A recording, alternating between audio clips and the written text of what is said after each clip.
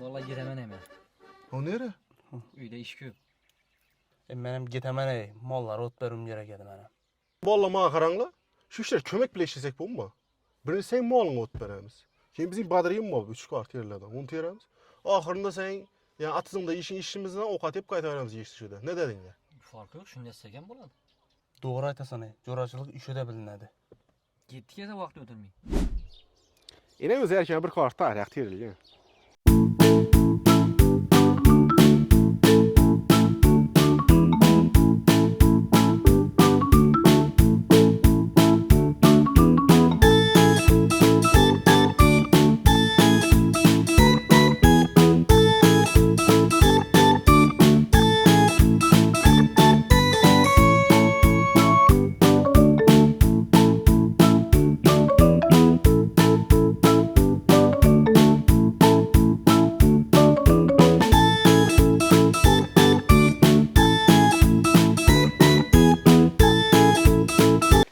Ben bitti.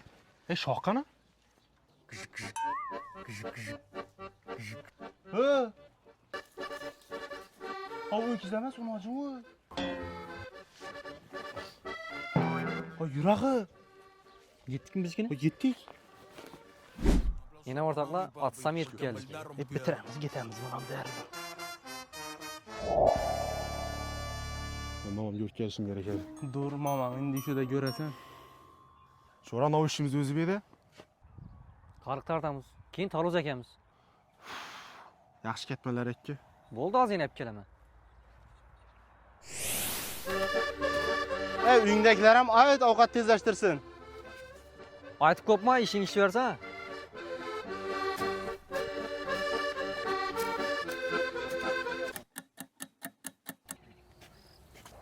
Dım dal büyük mamma oğu.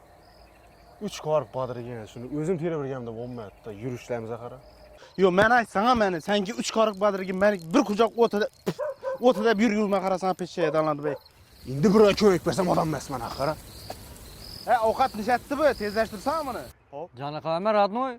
Az saptıla bürünçünü. Sizlere göstermeyin, kömeke çakır onu. Valla, erten kim kine gel şunda kömek.